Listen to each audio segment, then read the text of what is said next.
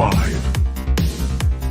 4, 3, 2, 1. KenCast. Hey everyone, welcome to KenCast. We're so excited to have you here today.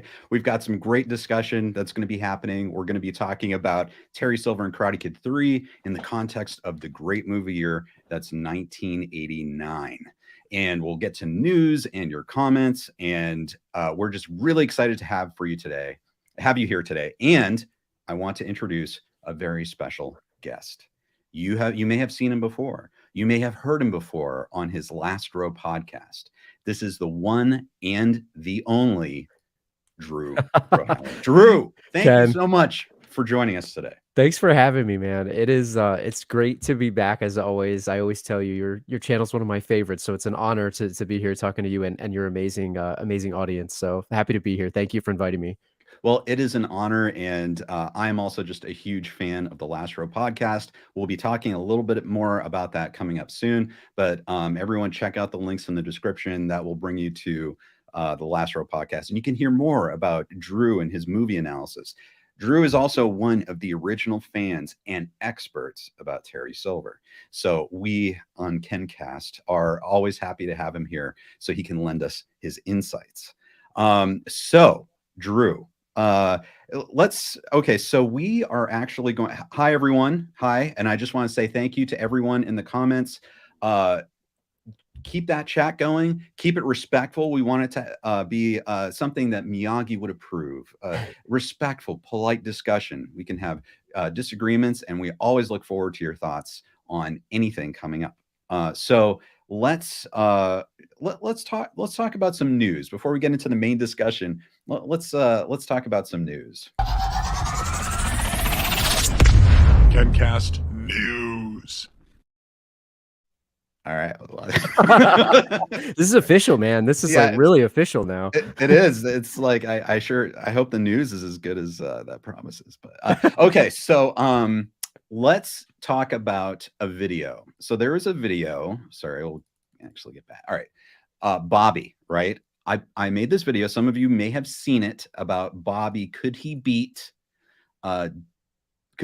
Daniel and Johnny in Karate Kid 1? And the idea was, did he have the skill but just wasn't allowed to by Kreese? If he had beaten Daniel, then he would have gone on to beat Johnny in the finals, and he could have won the All Valley tournament. And so this video is kind of like saying, is that possible? And Drew, I don't know if you had a chance to look at that video, but what are your thoughts on Bobby? Do you think he's potentially got the skill to do that?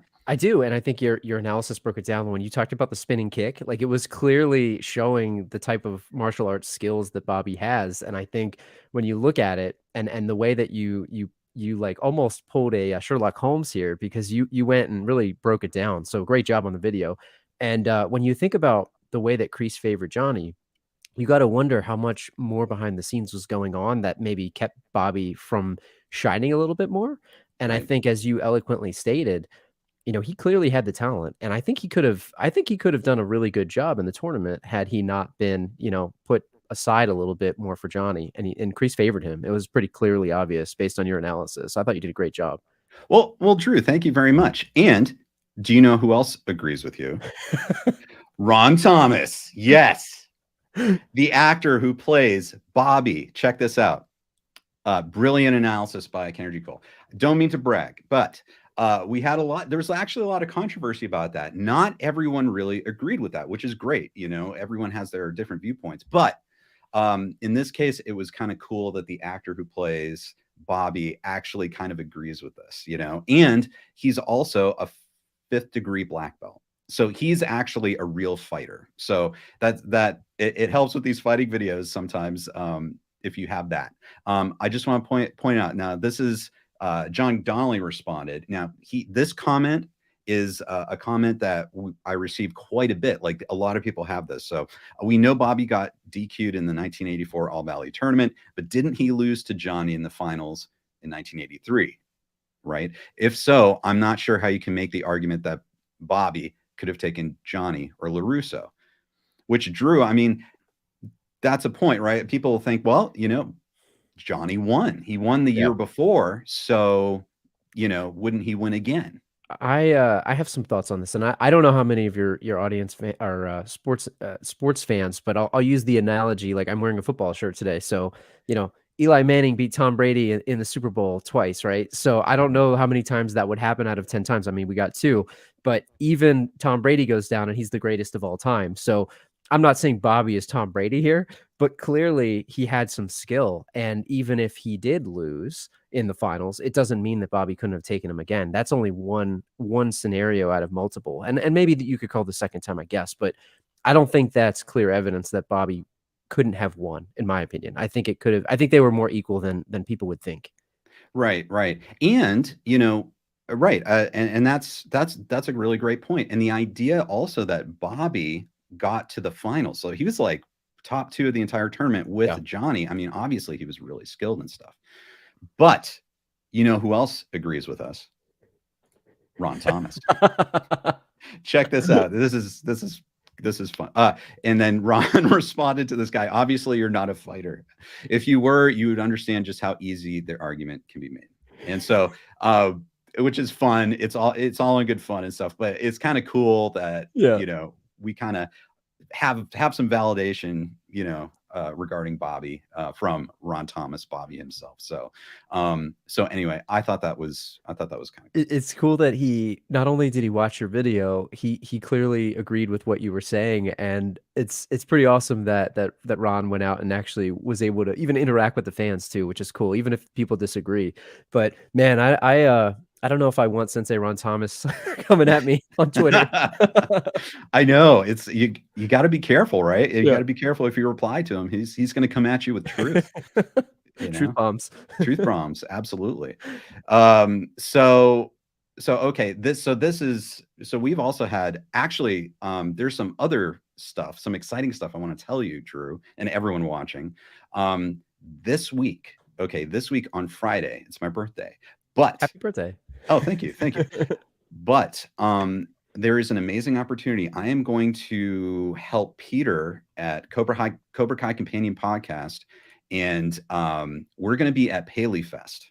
Okay, that's awesome. So this is going to have like lots of people, but we'll be down on the red carpet interviewing guests. So this is like pretty amazing. This is an amazing opportunity. Definitely follow Cobra Kai Companion for all of this content that's going to be coming up regarding Paley Fest on Friday. And like, here are just the confirmed people so far: Ralph Macchio, William Zabka, Mary Mauser, Tanner Buchanan, Jacob Bertrand, Peyton List, Gianni DiCenzo, Thomas Ian Griffith, Josh Heald, John Hurwitz, Hayden Schlossberg, and potentially more. So that's pretty cool. And so everyone, please stay tuned. I'll be uploading stuff about that. And I don't know, Drew, do you have any like special questions you'd like to ask anyone? I don't know if we'll have the chance, but what do you think? First, let me say pretty cool is an understatement. That's pretty amazing, man. That is awesome. I just wish I knew, like, did Thomas Ian Griffith know before this came out? Does he know how much people appreciated his acting and his portrayal of Terry Silver before it was seen in this most recent Cobra Kai? I mean, we talked about us being fans, and it was sort of this under the scenes, behind the underground Terry Silver enthusiast club, like our friend Chris says. But I wonder if he knew how much people appreciated that character, or did he let sort of the negative, I don't know, aspects of the critics get into his head at all? Because I hope he appreciated it. I hope he knew how much we all loved him. Yeah, that I agree. Yeah, and that would be cool to ask him and communicate at some point. Like, we were there, we loved him all these years, and yeah, I totally agree with that. So I'd also be curious too if the younger actors in the series had an appreciation for. I know they've given interviews since then, but I would love to ask them, like, did they know like what kind of villain Terry Silver really was before they were involved in the show too? So that would be an awesome question too. Yeah, that's a really great question. We'll keep that in mind. It's just an incredible opportunity. It may just be, we might just get like one or two quick questions, So cool. but but it should be a fun event, you know, and we'll try to bring the event to everyone who isn't going to be able to be in LA this week. So I'm sure one of many in the future. Cobra Kai's popular show, so I'm sure there'll be many chances, many conventions. If you guys go to conventions, I'm sure to see everyone, and maybe Thomas Ian Griffith will do a convention too. That'd be pretty amazing. I can't wait to see your coverage and Peter's coverage too. Peter's awesome, and his show is amazing. So definitely, that's awesome that you guys are going to that. Absolutely, yes. We're looking forward to it, and so that's some exciting news. And then I kind of wanted to bring up some, you know, we gotta cover this, you know, because obviously we are huge fans. You know, Bruce Willis. So he is actually stepping away from acting. And he has like an aphasia diagnosis. And Drew, you know, with the Last Row podcast, you are in touch with movies, you know, of all different eras, but especially like the 80s era and beyond. I was wondering if you could talk a little bit about like, why is he so special? Like for people who are younger that maybe don't know him so well, like could tell us like why he's such a big star. It's funny because, you know, when you look at movies from the 80s, there's one movie that really stands out, and obviously Die Hard is one of the probably biggest, most recognizable action movies of all time. But when you think about where he came from, right? He was like in a TV show called Moonlighting. It's like a rom-com kind of show and whatnot, right? So you take this guy that was on this like romantic comedy / whatever sitcom, and you put him into this gigantic action franchise, and he turns into one of the biggest action stars ever, right? You know, you think about the people from the 80s, you have Stallone, you have Schwarzenegger, you've got Van Damme. And I think sometimes we talk about Willis, but we sometimes forget about him because he's just as good as all of those other guys. And he has such a charisma, or he had in those movies, especially, he had such a charisma about him. And he wasn't some overly jacked, you know, action star. He was sort of like an everyman. And you think about John McClane as a character, it's just a classic action character. And, you know, people could argue the second and third movies might be better than the first. The first is always a classic. Well, I think we have some stuff to say about sequels, but in general, he's been in so many classic action movies that I recognize, not to mention some of the other movies like Pulp Fiction, Sixth Sense, you know, Unbreakable.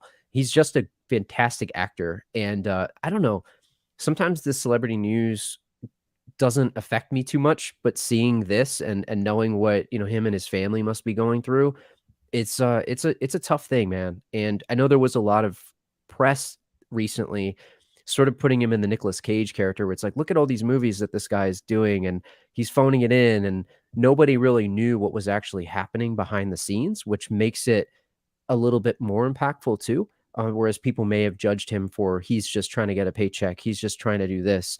And really what was happening was he was struggling behind the scenes with some of this health, you know, problem. And it's unfortunate. So it hits me hard a little bit, and I feel for him and his family, but just such a classic, amazing actor. And, you know, can't help but feel for him and his family.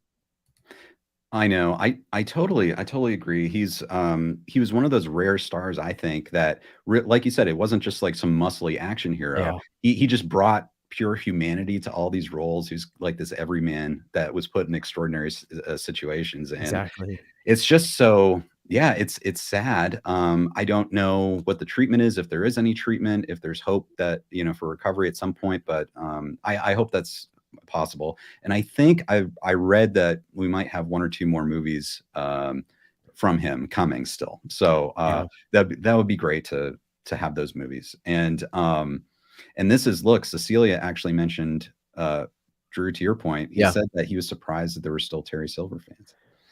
I wish he could have heard my podcast from 2015 of how much we loved him, because hopefully it made him feel better. Because I mean, you guys have seen me on here before if you're fans of Ken's show, but I'm just, he's one of my favorite actors and such an underrated actor. He is so incredible, and his portrayal is amazing. So it'll go up against any villain. Absolutely. And we'll be getting to some of those villains here pretty soon. One other thing we want to talk about is Drew has a podcast called the Last Row Podcast. And so if you, and I want to pull this up here, he has just released a new episode on the movie Major League. So there it is right there. Now Drew, tell us. Okay, so we're getting closer to Karate Kid 3 and Terry Silver. This movie was released in 1989. Yeah. And tell us, like, if you are into Karate Kid, Cobra Kai, and that era, that nostalgia, tell us why we should watch the movie and why we need to check out this podcast. I'm gonna sound like an old man here, but they just don't make them like they used to, Ken, and they just don't. And that's maybe my old man blinders on. But something that we have an affinity for on our show is we it's not that we're specifically focused on the 80s, but it just tends to be, you know, we grew up, my co-host and I, Badway, we grew up in the late 80s and 90s, and it's just our era of movies. And a movie like Major League, you don't really get the R-rated sports comedy these days anymore. And something that it sort of does well is it takes a sport and it makes fun of it in a good way, right? And there's a lot of really great characters in this movie. You got Tom Berenger, you've got Wesley Snipes. I mean, there's a bunch of people. Rene Russo's in this, and we went through, and you know, our show, we don't really break the plot down. That's not what we do. We try to talk about what's happening behind the scenes. Is Jake Taylor really the villain of the movie? Is he kind of a creep? Because you look back on this movie and it's like, man, he really broke up Rene Russo's relationship. That's not okay. Right. So we talk a lot about that stuff. And, you know, you mentioned the 80s, but I was looking at 1989, and just in general, like the list of movies that came out that year is insane. Yeah. And, you know, you and I talked about this before we were planning this, and man, like that movie fits in with the rest of those movies. I don't mean to jump ahead. I don't mean to like put that. Oh, absolutely. But like, look at if you just think about what came out that year: Batman, 1989, Roadhouse, 1989, Dead Poets Society, 1989, Indiana Jones and the Last Crusade, like Weekend at Bernie's, Honey, I Shrunk the list goes on and on and on. And it's like, holy crap. Right. What a year, man. Right. An incredible year. And actually that idea has inspired our main discussion today, where you might have seen the thumbnail of Terry Silver versus Vigo the Carpathian, but there are so many other movies that we're going to get to, and we want to know, how does Karate Kid 3 stack up, you know? And we want to hear your thoughts. Please let us know, like, does Karate Kid 3 survive? You know, does it have, like, does the legacy survive of Karate Kid 3 compared to all those other movie sequels? We'll be stepping through that in just a second. But everyone in the chat, everyone today, we're going to try something new. We're going to do trivia. Okay. So, let's get this going. KenCast trivia. There we go. Okay. So we have a trivia question for you today. Now, everyone, think about this and do not Google. Okay. Do not Google the answer, right? As Miyagi would say, your honor won't be able to be saved if you Google the answer. So here's the question. Think about it, and maybe keep the answer to yourself. Don't put it in the chat right away. We'll come back to this after the discussion. But here is your trivia question for today. Okay. What Hollywood producer who rose to fame in the 80s is known for his lavish spending, his interest in Frank Lloyd Wright mansions, his vintage automobiles, and his erratic temper? And this, of course, I don't know, Drew, this kind of reminds me of our good character, Terry Silver, doesn't it? Oh, yeah. It's inspired. You got to wonder if maybe there was something behind that. Right. Right. Exactly. Frank Lloyd Wright. Right. I know that's just a very specific reference. Okay. So everyone, think about whether you know the answer. But without further ado, let's launch the main discussion. KenCast discussion. All right. Ready to go. All right. So today we are talking about movies. Drew, you set this up beautifully. So the movies of 1989. And so there are so many great movies. I mean, there are everything from Batman to Roadhouse to Dead Poets Society. It's like insane. All these incredible movies that Karate Kid 3 was kind of competing against during the summer. At least those summer movies, those were some of the biggest summer movies of all time. I was looking at this list on IMDb, and there's like they have a popularity. I'll put it in your comments section after it's over. But man, it's Little Mermaid. I mean, Uncle Buck. I mean, I just read a few earlier, but I'm going down this list. Say Anything, Glory, The Abyss, When Harry Met Sally. Like, I can't And then you got Major League at like number 20 on here, which is also a huge movie. The Burbs, like it is crazy how many, and Bill and Ted's Excellent Adventure. I mean, there's so many movies that hold a special place in my heart, including Karate Kid Part 3. And you think Right. about, oh, that also came out this year. and Right. how much it did versus some of these others. It's easy to understand maybe why it got overshadowed because of some of the other just first time movies and also sequels. And it still holds up to me. But you think about it this year, and I think someone in the chat, I think, just put in Hawk Daddy said 99 was an insane year for films too. I don't know if it's like the tens, maybe there's like a 10-year gap or something, but I have to look at the 99 list. But Right. this year might be one of the greatest movies in history, or years in movie history for some of these that came out. Right. And this was a time where I know Francis Ford Coppola will say Godfather Part 2 Yeah. was really the beginning of like the Part 2s and things like that. And movie studios eventually started to see the power of sequels, and that we can make sequels. We can use the same characters and IP, and people will just come back. And I think 1989 up to that point may have been the biggest year for sequels up to that point. And so much so that I don't know if we can talk about like all the movies, but let's talk about those sequels, right? And of course, you might have seen Vigo the Carpathian. He's in one of those sequels, Ghostbusters too. But so everyone watching this right now, we're going to step through all the sequels of 1989. Okay, I'll admit, I have not seen all of these. If you have, let us know for sure. But we're going to probably not talk in depth about all of them. We might dismiss some as maybe looking kind of bad, but let us know if you think they're not bad and they should be considered. But we are trying to discover if there are movies in here that kind of hold their own against Karate Kid 3. Yeah. How does Karate Kid 3 rank? Okay, so if we could pick like maybe the top 5 or 6 of these that could, in our hearts, compete with Karate Kid 3, which are they? I don't know, Drew. Are you ready? I'm ready. I think right. I am. My Okay. memory's a little foggy today, but I'll do my best. Absolutely. All right, guys. Yeah, I love those comments. We'll keep them going. All right, so obviously Karate Kid 3. Yeah. This was the third movie in the trilogy, had an interesting sort of making of story. Some people say that it might have been better as a part 2, like part 2 and 3 swapped, but it is Karate Kid 3, and it gave us one of the greatest movie villains of all time. Do you have any other thoughts on Karate Kid 3 before we dive into its competition? That's a loaded question, Ken. No, I mean, I just think it's one of the greatest movies ever made, personally, even though it doesn't get the respect. And Terry Silver, like you said, is everyone knows how I feel about this, but definitely one of the best villains of all time ever written, even though it wasn't supposed to be that way. Nice gem. Yes, absolutely. Okay, so we go from Karate Kid 3 to Toxic Avenger Part 2. What a gem. What a gem. I'm just kidding. I know, right? I will be honest. I actually met Lloyd Kaufman. Did you? Once at a film festival. Gosh, it must have been like 10 years ago or something. But he was kind of a fun guy. I have not seen the Toxic Avenger movies. Definitely not Toxic Avenger Part 2. If anyone has seen this movie, please let us know. But I'm just going to say, Drew, do you think it's fair to say that it just probably wouldn't hold a candle?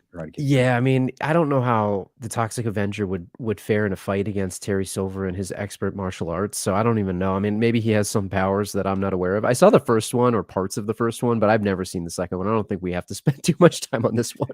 Excellent. Yeah, let's keep moving. All right, so American Ninja 3. Now, I haven't seen any of the American Ninja movies. This would seem to be similar to Karate Kid 3. A villain, maybe a ripoff version of Terry Silver, could find his home in American Ninja 3. Have you seen this, Drew? I've not seen this one. I think I saw parts of the first one with Michael Dudikoff, but this one, to me, it seems like the type of movie that to be honest, I probably would like this movie because it's like just a ridiculous, probably just absurd action movie. I haven't seen this one. Even still, I didn't even know it existed, so I don't know that we could really compare this one against Karate Kid 3 either. Right. Well, we'll keep it moving. Eddie and the Cruisers 2, Eddie Lives. I will admit, I have not seen any of the Eddie and the Cruisers movies. They star Michael Pare. So if 80s TV aficionados, Michael Pare was in one of my favorite series of all times, The Greatest American Hero. He played a high school kid, and this was kind of his big headlining series, the Eddie and the Cruisers movies. I haven't seen it. I haven't seen this one either, man. My movie prowess is more on the maybe non-sequels in this year, but I've not seen this one. Yeah, I haven't either. Cecilia has some great comments. Look at this where the Toxic Avenger 2, where the Toxic Avenger takes over CO at That's Tannen. awesome. That's great. Thank you. Oh my god, that's so fantastic. good. Okay, so moving on. Fright Night Part 2. I haven't seen the Fright Night movies. I'm not as big into the horror movies, I'll admit, Drew. That's probably more my co-host wheelhouse, the horror genre bad way. He likes the horror movies. I've seen the first one. Part 2 I haven't seen, but I got to give this movie poster some credit. I think this is a pretty sweet movie poster. This is the kind of thing that you don't see too often, where it's looks like art. It's not just a picture of something ridiculous. And I like how it reminds me of Ghostbusters for some reason. I don't know why, but I think that, I mean, these were popular movies back in the 80s, but I again, I don't know how you can't go supernatural to supernatural against Terry Silver and maybe the Karate Kid series, maybe the little bit of supernatural, but maybe Fright Night's a little bit too far off the scale, in my opinion. Right. It's just not too much to intersect with that world. Yeah. Okay. Yeah. Friday the 13th, Part 8, Jason Takes Manhattan. It's another horror movie. Listen, anytime you have a horror villain annexing a part of the country, like he's just taking Manhattan. How did he take it? I you know, he's a pretty badass villain, Jason. I'll say that. We did a show a while back where we did a Halloween movie extravaganza where we put all of the horror villains against one another for a Halloween special. And yes, we did talk a little bit about Jason taking Manhattan. I don't recall how he took it, but if he did indeed take Manhattan, can Terry Silver take Manhattan? He probably could, but that would be a pretty interesting battle to go against. Right.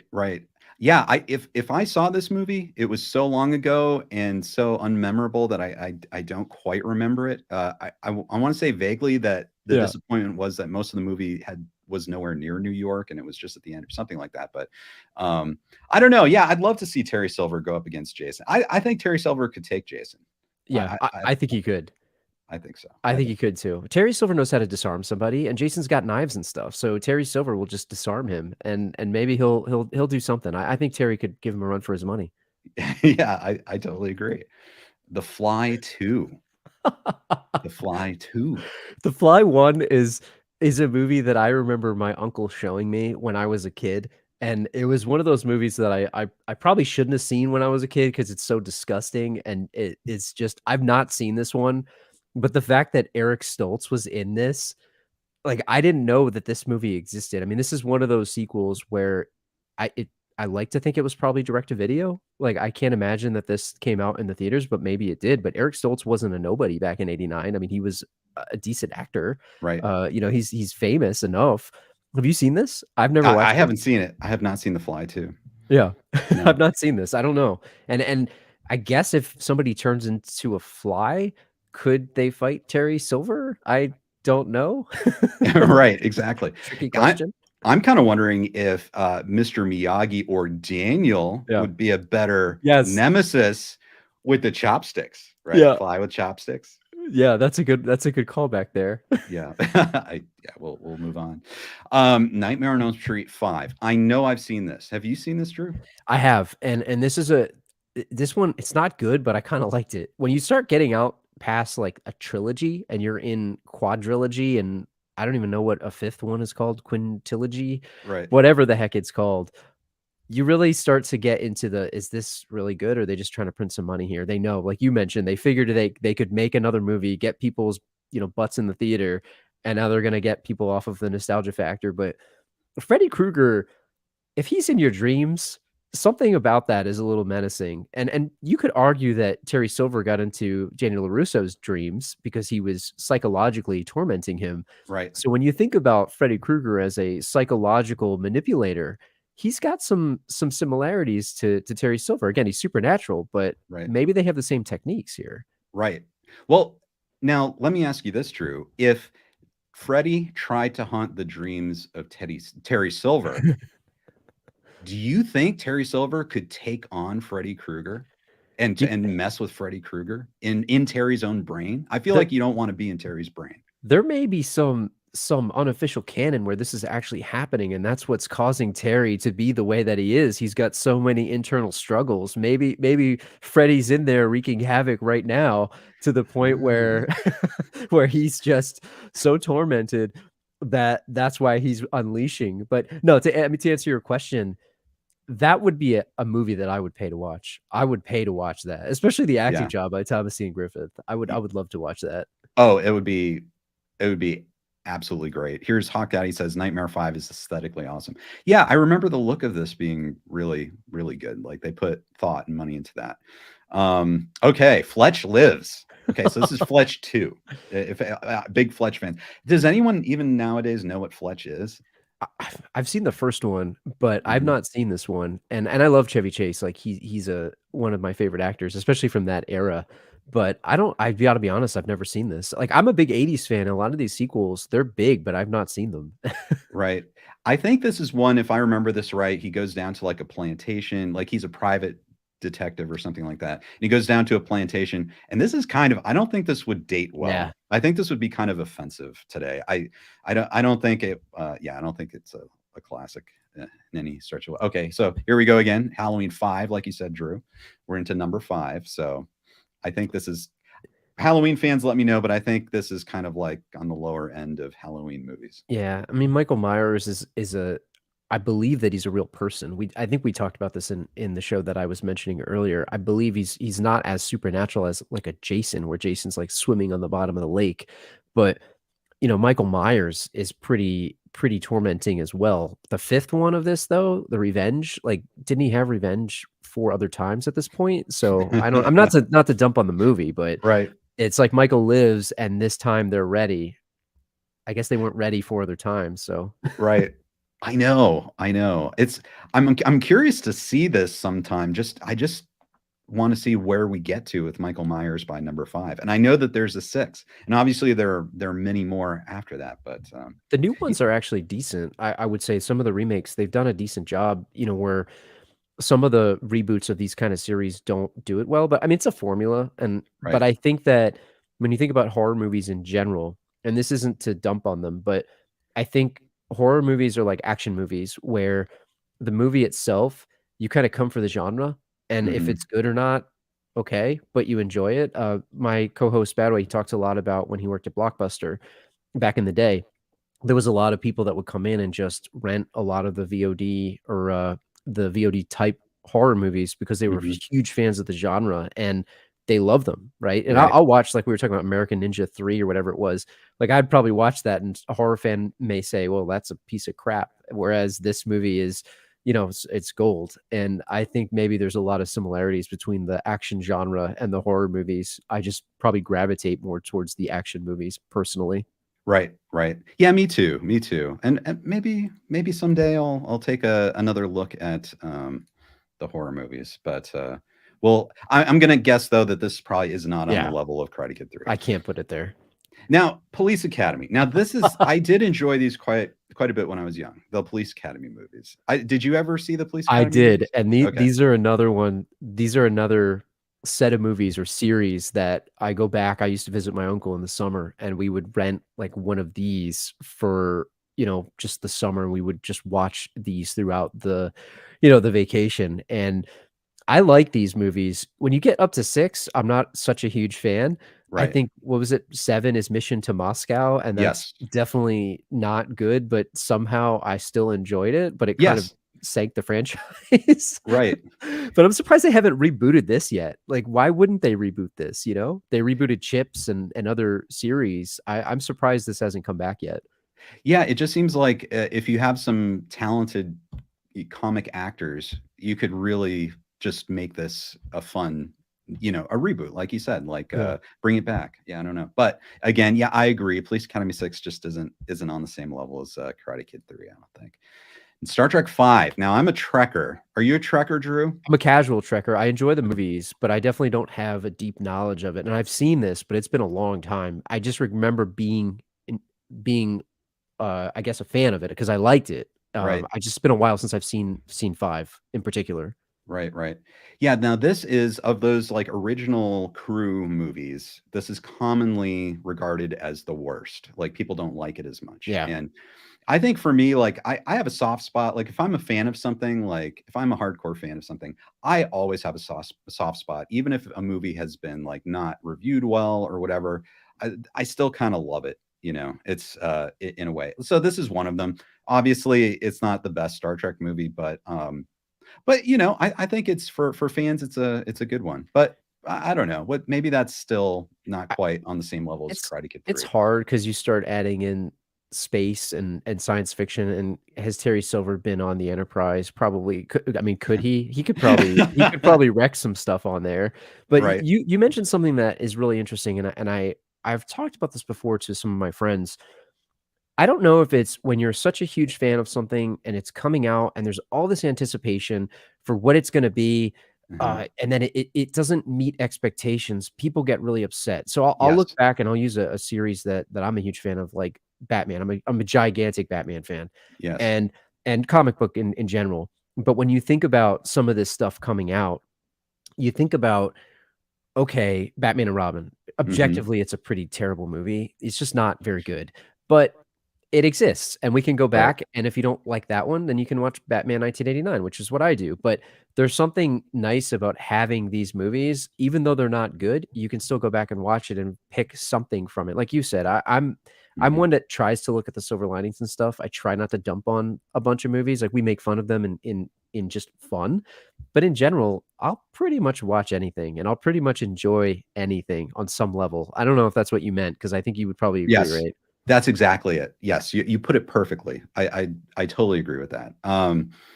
Yeah, it's and even Batman and Robin, it's like I can find something in that movie Yeah. that I like the campiness. If you Right. enjoy campiness, it's campy. But yes, I even as a Trekker, I'll say that Star Trek 5 for me isn't quite up there with Karate Kid 3. Yeah. So we'll keep going. Now, Oh, man. okay, so now here we go. So everyone just tuning in, by the way, we are going through and stacking up Karate Kid 3, the movie that introduced Terry Silver, and we're seeing how it competes against other sequels of 1989. Okay, so now we are deep into the list. We're at National Lampoon's Christmas Vacation. Now, Drew, this is a movie that is still relevant today. Like this has cemented itself as a Christmas movie that Yeah. people watch every year. Yep. So what are your thoughts here on Christmas Vacation? I have to tell you, this is one of my all-time favorite movies, and I watch this every year. And I love the first Vacation movie, but it's easy to forget that that exists when this exists, because Mhm. this is so good. And I love Vegas Vacation too, by the way, even though that's not that good, but I love it. I do But too. Yeah. this movie, it's so good. It has so much going for it, including, like, I wanna know what people think about in the chat, Mr. Shirley, because I would love to see, when we start talking about Mr. Shirley and his Christmas bonuses of the Jelly of the Month Club and all Yep. of the different things, like, is that what Terry Silver would do? When you start thinking about what are the Dynatox bonuses like? Mr. Right. Shirley doesn't really treat his employees very well. Right. You could argue maybe Terry does or doesn't, depending on what he does, but this movie in general is just a fantastic movie. It's so well done. The humor is perfect. It's subtle, but it's also in your face. And Chevy Chase is just incredible in this one. I don't know. Does this hold a special place to you like it does for me? It really does. And, I've seen obviously all the vacation movies. The first one is I know regarded by a lot of people as like the best or the classic and stuff, but actually this might be my favorite. I Yeah, think the Christmas Vacation holds up better than the original I agree. Vacation, which is kind of strangely creepy. Like the humor is did not age well, I don't think, in the original Vacation movie. But this seems much more timeless, and much more relatable. And I think Clark is much more of an everyday person that you could relate to. Yeah. And I love what you brought up about Mr. Shirley and how many Clark Griswolds might work for Dynatox, Yeah. right? There's I mean, probably a lot. that's a whole other side of Terry Silver and Dynatox that we haven't seen. Like these people, like, did he send someone like Clark Griswold to Borneo? Yeah. Does Clark Griswold have to come home and make a special Christmas event because his boss has him dumping toxic waste. Like, and he's got to hold that core family together and keep everyone happy. I don't know. My God. There's so many good comments here just about we could do a whole I mean, I've done a bunch of Christmas movies in the past, like Jingle All the Way. I saw Surround wrote that. It's one of my absolute favorite. I love Arnold Schwarzenegger. He's one of my favorite actors. I love Jingle All the Way. It's one of my favorite movies. It's such a like there I think TNT does a 24-hour marathon of A Christmas Story. And I Right. think I remember one year TBS came out and did 24 hours of Jingle All the Way, which is fantastic. I own that Yes. on DVD or Blu-ray. I own it digitally too. It's just a fantastic movie. It's so dumb and it's so good. I love that. Oh yeah, absolutely. And then Yezran says it's the funniest movie Arnold ever did. Yes. You could argue that was man, that is really good. I mean, to tie it back to what you said earlier about Right. Terry Silver and the Jelly of the Month Club and all of that.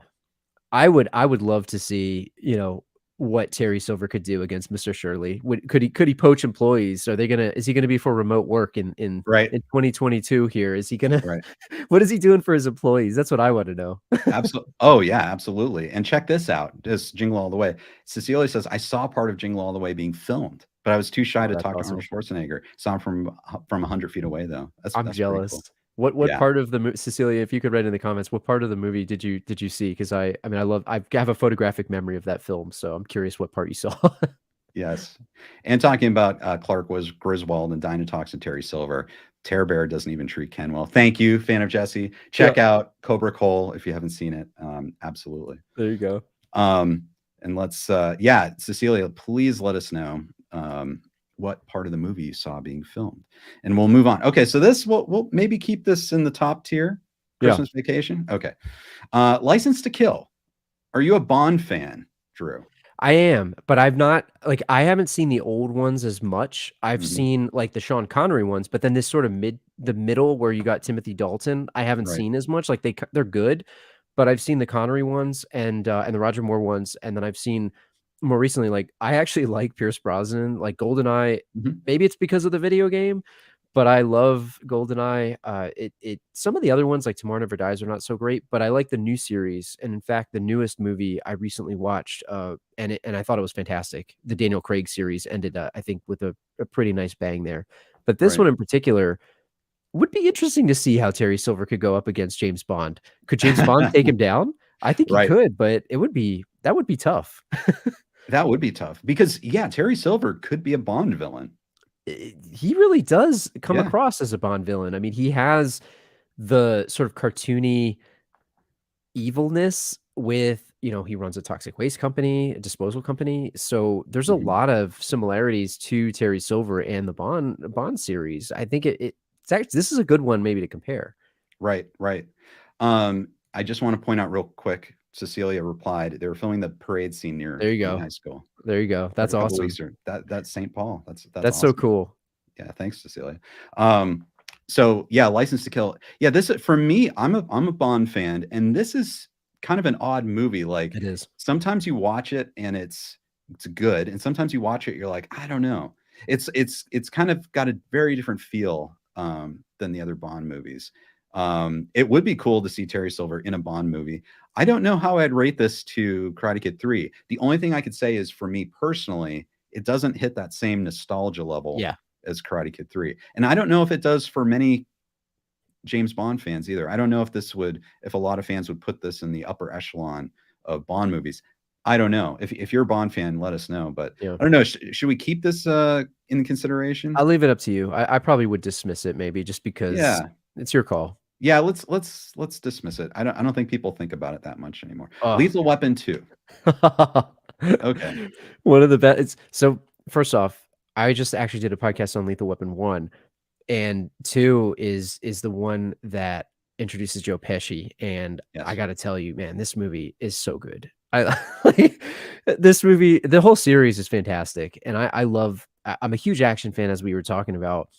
It would, again, maybe Terry Silver could be an action movie villain here against Lethal Weapon 2. I know they were in South Africa on this one. It's a little bit of a different story, but maybe they were down there disposing toxic waste too. I don't know. It would be interesting. And could Riggs and Murtaugh take him down? It would be a tough fight because he's got the political savvy and he's got the business acumen to really maybe skirt the law here as he did for many years. And I don't know if they could get him. What do you think? Yeah, I love this idea of Terry Silver being in a Lethal Weapon movie. Um, I don't know. I would like to think that, yeah, Riggs and Murtaugh could take him down, but I think he would be probably one of the greatest villains to deal with. Absolutely. For them. I'd love to see that, because this is my favorite Lethal Weapon movie. It's my favorite one. This was, like, I think one of the great sequels.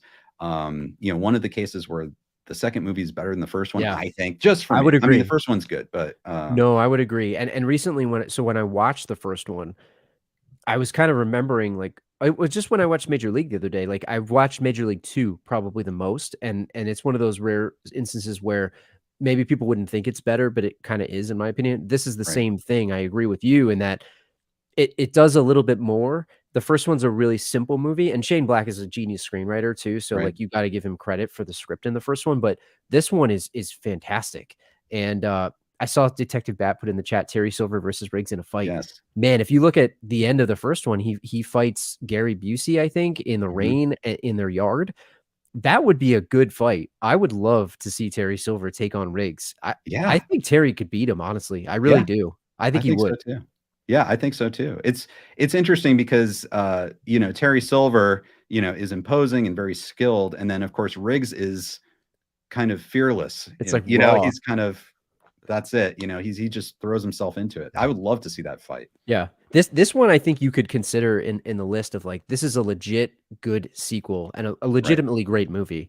I Right. think man, this is tough because I like both Karate Kid 3 and Lethal Weapon 2. They're both fantastic films. Absolutely.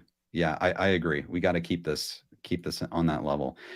Indiana Jones and the Last Crusade. Guys, if you're just tuning in, we are considering all the movie sequels of 1989, the year Karate Kid 3 came out, and we're seeing how they stack up, and we're imagining if, I guess, Terry Silver could appear as a villain in these franchises. Maybe Terry Silver's father could appear in Yeah. Indiana Jones and the Last Crusade, because it takes place back in the day. But obviously, this is going to have, maybe even more so than any of the other movies on this list, kind of like that enduring factor, because it's Indiana Jones. It's a Yeah. Steven Spielberg movie. What do you think of this? I mean, I think this thing made like $500 million too, so it was not a small film here. Mhm. I think this one's an interesting one, and I've talked about this, I think, with you, Ken, when we were discussing the series. And I think when you think about where does Indiana Jones 3 fall within the trilogy before they got to the newer movies that they're making now, it's like when I was a kid, I think I maybe thought it was the best one because, oh, it's Mhm. really cool. You've got the Knights Templar guy and all this other random stuff that's going on, and it was sort of bigger, and you've got Sean Connery in as his dad, and I love all of that, but I go back to where does it stand in the trilogy, and I gotta tell you, I think Temple of Doom is underrated, and I think that the Raiders is one of the best movies ever made. I mean, it's like, I think cinematically, story-wise, just acted, it's one of the greatest movies ever made, in my opinion. This Mhm. third one, I think this is gonna sound really controversial, but I think I like Karate Kid 3 better, and I know I'm gonna get blasted for saying that, but I think that, and I know it's not a better film, right? Like, Right. but when it comes to what does it do for me? Like, this is a great movie, but I love Karate Kid 3 so much Right. that, again, if you gave me both of them, I might actually watch Karate Kid 3 over this. And I'm not saying Right. it's a better movie. I'm not. I don't know what people think, but in my opinion, I think it's a good movie, but I think I would almost put Karate Kid 3 better, maybe from a nostalgia factor for me. Right. Well, it's an interesting point because I know the knock against Indiana Jones and the Last Crusade is, after Temple of Doom, and people maybe Yeah. didn't like that as much at the time or whatever. I agree. That is, Temple of Doom is really underrated. That's like a really, really great, well put together movie. But that Last Crusade was kind of a remake of Raiders. They went back and kind of redid the formula of Raiders of the Lost Ark. That's also a knock people have against Karate Kid 3. That is essentially a remake of the first Karate Kid movie. So I might agree with you, Drew, simply because I've seen Karate Kid 3 way more than Indiana Jones and Last Crusade. I have them both. I could have watched them both equally throughout the years, but I've chosen to watch Karate Kid 3. And I'm wondering, is it the villain? Is it I Terry mean, Silver? Did Thomas yeah. Ian Griffith create a villain that's just better, better than Julian Glover's character in Last Crusade? Could you imagine if Terry Silver found the Holy Grail? I mean, what would the what would have happened? And doesn't it strike you as I think Terry Silver, like, what if he's searching for these lost relics behind the scenes when you think about what he's doing? Like, I know he's terrorizing teenagers, but Right. he's a man of many talents. And this He is is. a very cultured man, as you can imagine, right? He's into the Mayan architecture, the Mayan, the Frank Lloyd Wright house, the Ennis house. And if you look at that and his style, it wouldn't surprise me if he was out here looking for the Spear of Destiny, the Holy Grail, the Ark of the Covenant, these lost religious relics. I mean, he's got unlimited funding, it seems. He could fund these searches. I don't know. What do you think? I love that idea, Drew. And the idea that maybe there's a part in his mansion or Yeah. mansions that is a room dedicated to these treasures. He might have Yeah. the Holy Grail for all we know. Yes, he could have it. He might have recovered it. And I love that idea. Maybe I know they're making Indiana Jones 5, but hey, come on, guys. Yeah. Let's I want to see that side of Terry Silver that is that might try to employ Indiana Jones or other archaeologists to find these things. Yeah. If you can get Harrison Ford back for this, get Thomas Ian Griffith in here, the Terry Silver character. I want to see that. I want to see him try to fight him. 100%. 100%. Back to the Future Part 2. All right. Now, Drew, I think and everyone watching, like, Back to the Future Part 2 definitely has an extremely special place in my heart. So, like, I see this and that's going to tug along the same power as Karate Kid 3, I think. What's your view on Back to the Future Part 2 in that franchise? I love this movie so much. It is so good. And it's one of those movies that you can watch the first one sort of in a vacuum. And I get that they had a trilogy. When I was younger, I noticed that this one wasn't on TV a ton. It was always the first one or the third one. And the second one was always this unicorn of like, oh, are they going to put it on? Because, when you're younger, you can't just go out and rent a movie by yourself. It's, when you're a kid. But when this came on, man, I love this movie. When we talk about Terry Silver, right? Talk Right. about Biff Tannen, the business mogul, as going against Terry Silver. How would Terry Silver go back and get the sports almanac? He seems like the type that actually would. And if he got the sports almanac, what would happen? Right. He'd be betting on everything. I mean, maybe that's what he did. But I absolutely love this movie. Yep, Mike. I have to give Mike a shout out because Mike texted me earlier. He said comparing Christmas Vacation and Karate Kid 3, does toxic waste equal non-nutrition cereal varnish? And I have to say that is so true. But man, could you imagine what Terry Silver would have if he had that? Yeah, I know. Wouldn't that be great? Biff goes back in time and bets on Daniel to beat Mike Barnes. That's funny. That is great. Absolutely. He would be betting on the All Valley easily. Right. But I love that idea of Biff Tannen. And I was trying to bring him up here, but Thomas F. Wilson playing Biff Tannen, they go to that alternate in 1985, and he is like, right, that Donald Trump character with all that money. And that is a character that possibly was richer than Terry Silver, right? So how would that go down?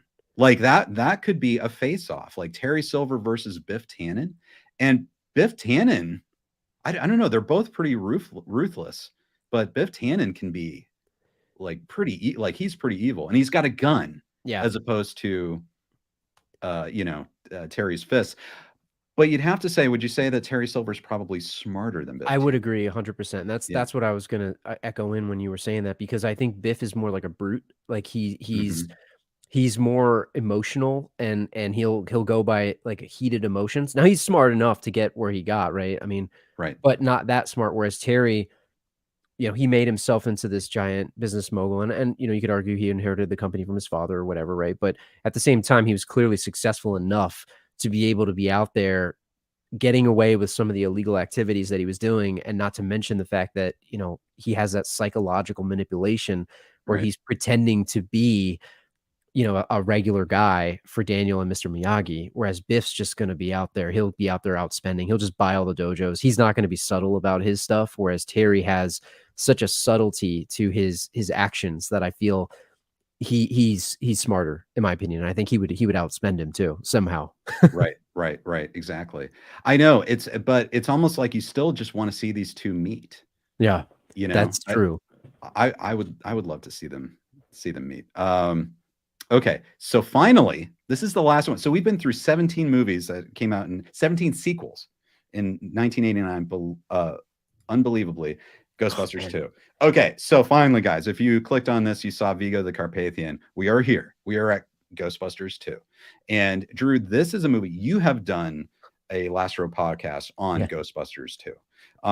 I know that this holds a special place in your heart, and it does in mine too. I love Ghostbusters too. I don't care what anyone says. It's gotten a lot of flack over the years, but what are your thoughts on Ghostbusters 2 and Vigo? Man.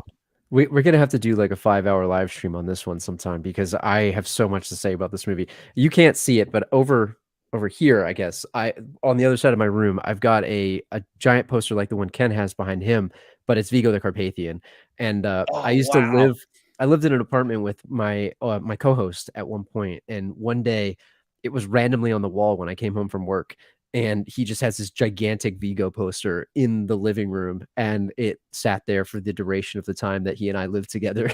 And that's how huge of a fan I am of Ghostbusters 2. And obviously, look, the first one's a better movie, and I think you could argue that, but the second one is not anywhere near as bad as what people say. And it's a fun movie. Yes, it's more cartoony, and yes, it's more kiddie, but who doesn't love a haunted painting? I mean, come on. That's just such a cool thing to me. Whereas Gozer's manipulating some stuff behind the scenes, and Gozer is a Sumerian god and all this stuff about I could go into the lore here. But when you think about Vigo, I would love to watch Terry go against Vigo the Carpathian. I mean, they've both got long hair.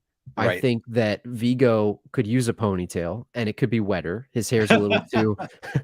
Someone tweeted at us with this awesome gif of Vigo's hair flowing in the wind, and it really needs to be wetter and tighter. He's got to get that hair back in a ponytail, and then he can maybe take on Terry. But I would love to see that fight, wouldn't you? Wouldn't you love to see that? I'd love to see it too. And it's funny because Vigo's all about like commanding people, and I'm thinking, well, what does he want? He wants a kid, right? He wants to be reborn or something like that. And Terry Silver, not only is he a skilled fighter, he's also a con man. Like he's able to con people pretty well and deceive people. And it would be interesting to see if he could try to deceive Vigo into hey, do you want to possess me? Or I could be, or maybe Terry would be totally into it. I mean, the idea of like this old, like almost godlike character possessing and taking over the world, I don't know, that's in Terry's wheelhouse. He likes that, but maybe he wouldn't want some other entity. No, I mean, he might accept it, but then he would find a way to maybe outsmart Vigo, because Vigo wasn't very smart. He was very brutish, again, sort of like Biff Tannen, if you think about Back to the Future 2. And he needed Janos Poha to help him succeed. So when you start thinking about how that works, it would be an interesting thing. But I'm surprised Terry doesn't have paintings of himself like Vigo, in the style of the Vigo painting. Like, do you think that Terry has that in his house somewhere that we haven't seen? Because I feel like it would be, I think about like White Goodman from Dodgeball when he's grabbing the bull by the horns. Same thing.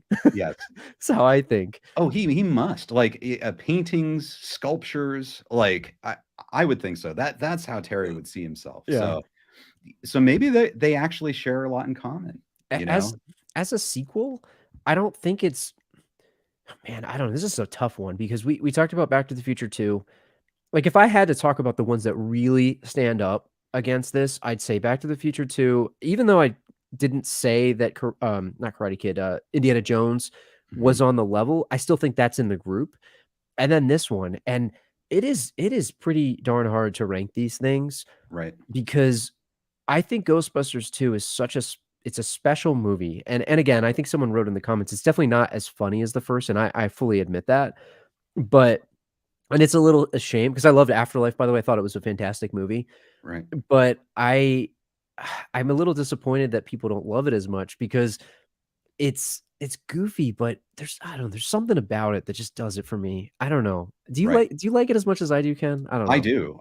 I'll be honest, when I was young and watched Ghostbusters 2 for the first time, I really loved it. Probably until the age of 15, I Yeah. liked it more than the first one.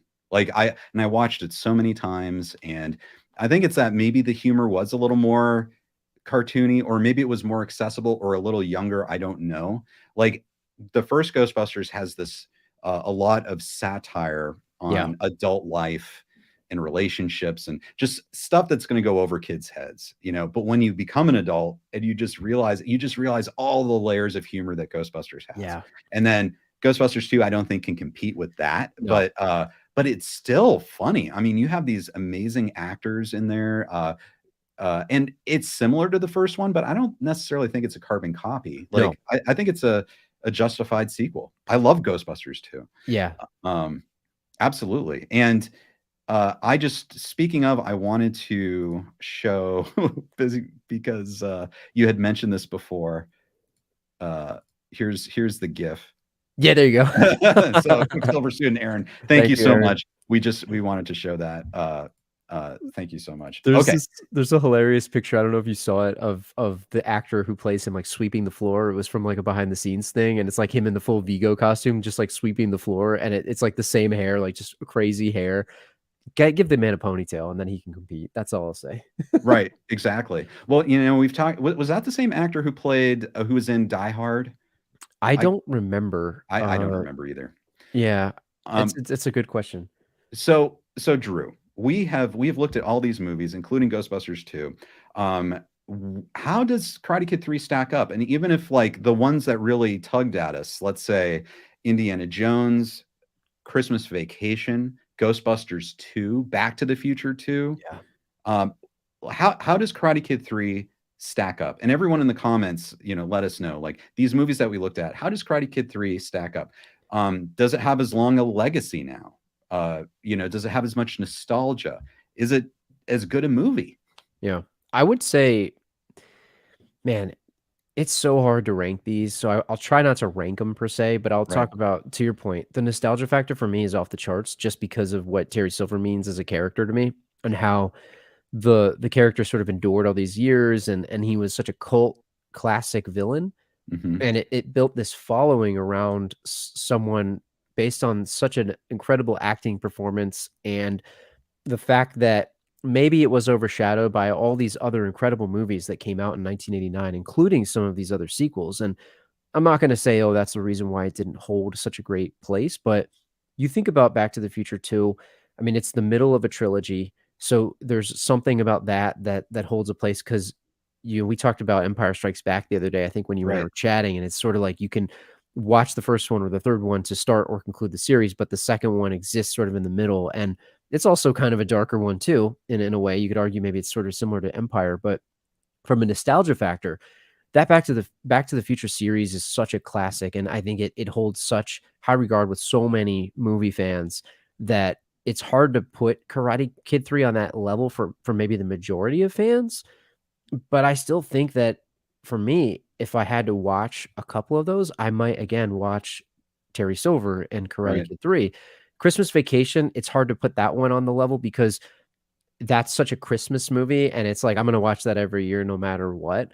But from a nostalgia factor, it has the holidays going for it. It has Chevy Chase. It Mhm. has that feeling that you get when you watch that movie. It takes you back to a particular time and a place, and maybe it's the holiday aspect of that. I don't know, but I think the nostalgia factor for that one just makes it really good. And then Indiana Jones, I touched on that one a little bit, so I won't dive too deep into that, but I think that I would rank Karate Kid 3 higher than that from a nostalgia and watchability factor, just for me personally. I know Mhm. that that's gonna rub a lot of people the wrong way, but I'm probably forgetting one. Am I forgetting one? I think Like Lethal Weapon 2? Lethal Weapon 2. Oh, Yeah. yeah. Man, it's a different kind of movie, and it's hard Yeah. to say, but I think Lethal Weapon 2 is a better movie, It's a Right. better movie, but I would put Karate Kid 3 on its level any day. And again, I know I'm gonna probably upset a lot of people by that. It's not as good of a film, but it's good enough to me, I Right. think. What about you? Yeah, I agree. I would put it higher than Last Crusade. Again, I agree with you. Last Crusade's a better movie, like in every stretch. It's better. But I will return to Karate Kid 3 more. I think maybe it's Terry Silver, maybe it's the themes, of the movie. Back to the Future 2, I Back to the Future 2 is tough. Like, I think I might put that at the same or a little above Karate Kid 3. Just because I think it's really a tight story. It's very important to the entire story. And Karate Kid 3 is it's kind of at the end. And Yeah. it's important, but so maybe that difference. Lethal Weapon 2, it's a great movie. I love Lethal Weapon 2. I really haven't seen it as many times as Karate Kid 3. So I think, at least for a nostalgia factor, I don't know, maybe the characters, I don't know, maybe Karate Kid 3 I'd put above Lethal Weapon 2. Gosh, one of my Christmas Vacation, that's a tough one too. That's almost to the side, I Yeah. think. That's tough. But I've seen Karate Kid 3 more. Gosh, what am I missing? Am I missing more? You mentioned something that was really important, the importance of the movie in the franchise. Right. And I think, like, when you think about what Karate Kid 3 did, maybe at the time it wasn't as important, but when you tie it back now to Cobra Kai and Yes. the way that it left the door open for a continuation of the series, I know that they didn't directly talk about it right then and there when the Cobra Kai series started, but when you look at where maybe the broader arc that the showrunners had, they knew where they were going with it. And I Mhm. think when you look at importance of like a thing like Back to the Future 2, right? It's in the middle of what you were saying. Christmas Vacation exists on its own. Right. Ghostbusters 2 sort of I mean, there's a lot of reasons why they didn't make a third one, but Right.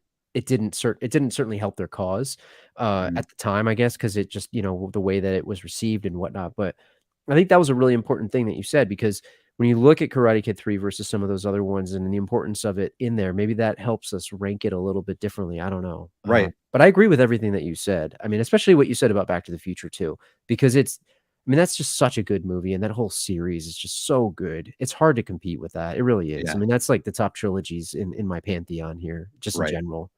Yeah, I agree. It's and check this out from Zerand. My mother was seeing Karate Kid 3 with me in the theater, and she whispered to me that it was better than Batman, which we had seen a little earlier. Oh man, that's Isn't a that tough one. interesting? Yeah. I can't say that I like it better than Batman, but I can put it on the level of it, of where I enjoy it, because Right. Batman 1989 is such a pivotal film at that time. It's just so good. Right. But this is, I mean, this is on that level, I think, Right. personally. And I think too, nowadays we have so many superhero movies. There are so many genre movies that are mainstream, Yep. which wasn't the case back then with Batman. That was kind of a risk. People didn't know how Batman was going to do. It's, a classic now. But people who aren't into the genre stuff, like maybe Zarand's mom, and they're not maybe into Batman, I could see how a movie like Karate Kid 3 is way more accessible, and the Yeah. themes are more accessible, and they might like it better. Do you So do you miss like Do you ever miss the simple trilogy?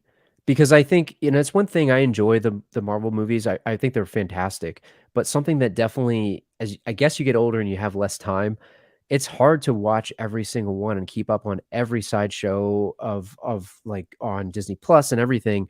And when you think about this, even in other series like Star Wars is doing the same thing now, Star Trek, right? There's so much content that simple trilogy, sometimes there's something nice about it, or even 4, right? It's like you right, just need to watch the one before it, not 85 other things. And I'm a movie fan, right? So I'm gonna watch right. as much as I can, but there's something about 1989 that the simpler times when it came to some of these, I guess. I mean, we're talking about Freddy 5 and Right. Jason 8 or whatever.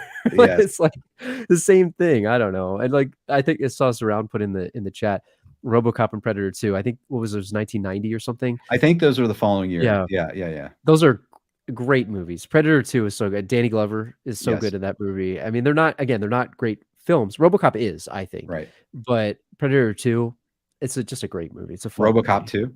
RoboCop 2 and RoboCop 1 the RoboCop, because they're like a commentary on like corporatism Mhm. and like there's such a hidden message there. Maybe it's subtle, maybe it's not subtle, but I Right. love the corporatism aspect of that thing. I love the RoboCop series. Paul Verhoeven's great. Yeah, that's I saw RoboCop 2 just recently. I was kind of surprised at how many ideas were in RoboCop 2, like It's a kind of really deep good ideas. movie. Yeah. Well, okay, so everyone let us know, I guess, in the comments. We kind of talked about, what we liked about 1989. So if we're on the same page, it's like we've got Karate Kid 3 and maybe Back to the Future 2.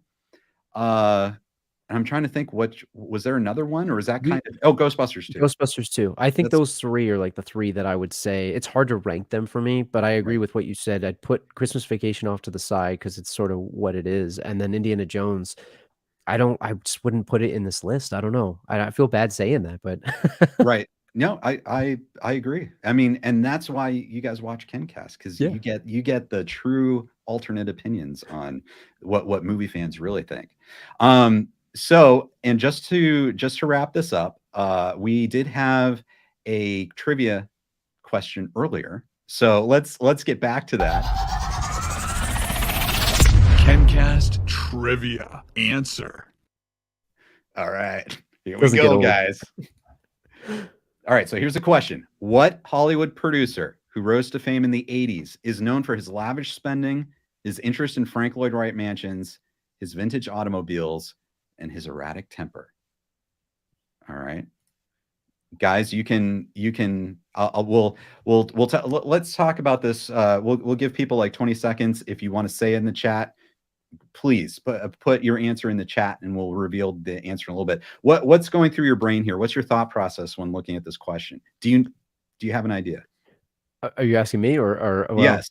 Well, what are your thoughts? I think that we alluded to it in the beginning. There's a lot of similarities to One Terry Silver here, especially we talked about that. Yes. And lavish spending, vintage automobiles, erratic temper. I know who this person is, I think, and I think when you look at the movies that they produced, man, what a career is what, that's what I'll say. Right, exactly. But I think this tying is a it back big to what you time. said, the careers of this person and Terry Silver are very similar. Let's see. Cecilia says no clue on the answer, but I'm guessing I've heard of who it is. I think so. So yes, Drew. All right. This person is very similar to Terry Silver. Joel Silver. Yep. Okay. Is there a similarity in the name too? Was that on purpose? It might be. Yeah. Well, this is my question. I will ask this question if I ever get a chance. I'm wondering if the character of Terry Silver is inspired by producer Joel Silver. I don't know. I just thought that was kind of interesting. But well, guys, thank you so much. Cyborgana says Thomas Ian Griffith's charisma has aged so well for Karate Kid 3. Antagonists are now so banal and lackluster. It makes Karate Kid 3 so enjoyable now when it wasn't really appreciated at the time. I agree. That's a great comment. Thank you, Cyborgana. Drew, yeah, what do you think about this? What do you think about the state of villains? I guess it's kind of a closing thought. It's a really great comment, Cybergana, because I agree 100%. When you look at movies, I'm going to use a movie that came out a few years ago, Expendables 2. And one of the things that I love about Expendables 2 is that Jean-Claude Van Damme was the villain, and he had this charisma about him, right? And in those movies are sort of over the top in the way that Karate Kid 3 was. But when you look at the way movies are right now, even I think about Taken, right? In the series with like Liam Neeson, like those are action movies, but it's just like some faceless organization or some random guy that's like kidnapping people. You really don't get this. And I don't know if it's a symptom of the 80s movies or really one of the things that they did well because everything was so over the top. When you start looking at modern things, they do try to be so subtle, but they are banal and lackluster. Like the words that you use, I would agree 100%. You don't get those type of villains, and I think that's why Karate Kid 3 is so special.